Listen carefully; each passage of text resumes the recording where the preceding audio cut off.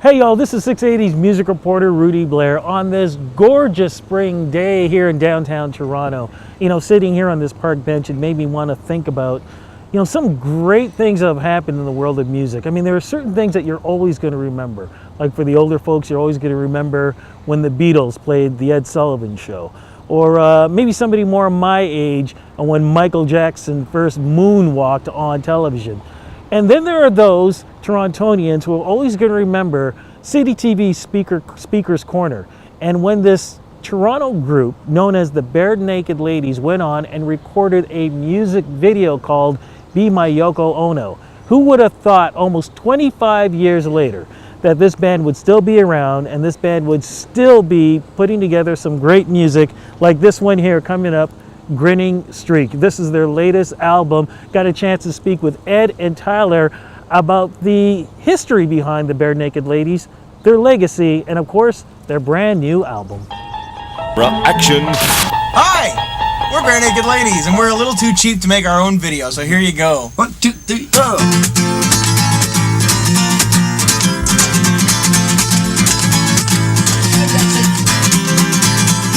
If there's someone you can't live without, so,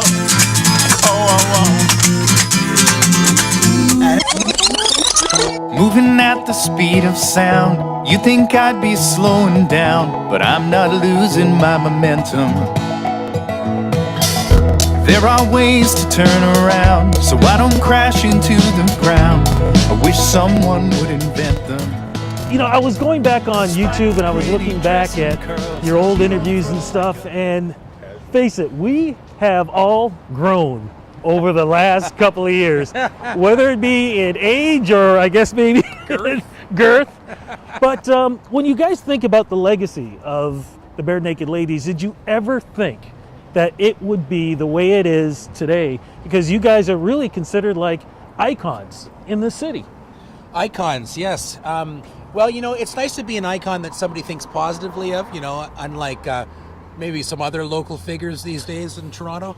But one of the great things is that we all live here still, so we get to go out and we get to see people, and the feedback is immediate. Like when we put out our kids album a few years ago, I didn't have to wait for a review. I just walked my child to school, and it was instantaneously people gave me feedback. So it's nice to still live here, but also to work all over the world, and I get a lot of respect. We get a lot of respect here, but it's always a pleasure to come home and, especially make a record here and then branch out and take it to the rest of the world.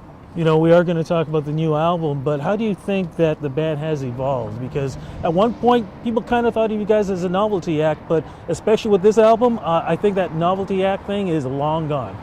That's a label that's plagued us for 25 years, but you don't see a lot of novelty acts working for 25 years and putting out 13 records. And, I think the humor that's inherent in the way the band relates to each other and relates to our audiences has always confused people that don't get the band. And I think as soon as someone sees the band live, they get it. It's just a part of who we are and how we relate. It doesn't mean we take songwriting less seriously or our craft or recording or entertaining. It's just a part of who we are. And we're into a quarter century of Barenaked Ladies now. A quarter century of Barenaked Ladies. That is a scary thing when you think about it, but do you think the rest of the world gets it? I mean, Canada's always gotten the Barenaked Ladies, jokes and everything else, but does the rest of the world get it? Yeah, I think so, as long as they speak English. They do a pretty good job. It's funny because I think, Rudy, we've actually had more success in the United States than we have had in Canada. Now, that means, obviously 10 times the population. But I think the main thing is that our live show has always been our calling card. So if you see us live, you get it right away. Maybe some of the earlier videos where we're, dressed in shorts, jumping around like madmen. We were young. We had tons of testosterone flowing through our veins. And, but nowadays, it's still, the live show is still a high energy show, and you get singing and dancing, good times. And I think at the end of the day, that's the most important thing, is we got a great show. And you guys, of course, releasing a great new album. Holy Grinning. shit! I haven't even seen this yet. Really? This is the first time I've held this. Rudy, you had my record before I did. You are moving up in the world. Yeah. You're growing. I am trying my best. Well, what do you think of this? Okay, look, check out the cover. When we're looking at this, Grinning Streak, and when you see this isn't like what you were talking about. The guys jumping up and down in shorts and stuff. We are talking about sophistication here, right off the cover. Well, yeah, I mean, we're 25 years in, right? We got to have some covers that don't look totally ridiculous. I think it's kind of fun with the title too, Grinning Streak, because it's sort of a serious and somber photo. You don't see us break out laughing right after the camera snapped, which is what happened. No, when you turn it around, there's that humor right back there. See, that's pretty funny. Is there anything funnier than a bald man? No. This is Beatle-esque, I think. But when I listened to the music right off the top, I went, wow, this doesn't sound like anything that you guys have done in the past. It's like a mix of so many different genres. Well, I think you've always got the Barenaked standbys. You've got lots of vocal harmonies, and you've got clever lyrics and pretty good musicianship. But I think we tried to take this into a more modern era. We have the tools at our disposal in the studio, and a couple of great producers who really love making interesting sounding records. So we weren't afraid to experiment and to come up with new directions, let's say, for songs. But when you know that the landscape has changed from the days when you guys started, so many different artists are out there. Again, it's different. Do you guys ever think about that when you're writing your music? Well, you can't really. I mean, I write to just express something, and my hope ultimately is to communicate an idea, thought, an emotion, whatever. But you can't think about what other people are writing or what people are listening to. None of that. You just have to approach it from a pure standpoint of trying to express an idea. Because if you're chasing a fad or a trend or whatever, you'll always be behind it. So the best thing, I think, we were lucky to get some confidence early on in our career. And we got the confidence to just do what we do and pursue it, and the fans came to us. We were lucky to have that early success. It gave us that confidence to just do things on our own terms. So I think leading into this record, it was just a desire to express a bunch of things, and that's the best you can try to do as an artist. And you kind of can't worry about the success of it after that.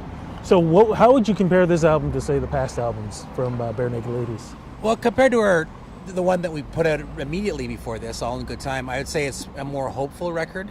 And like I said about the, trying to push forward in new directions, I think that spirit was definitely there. We were confident in the songs.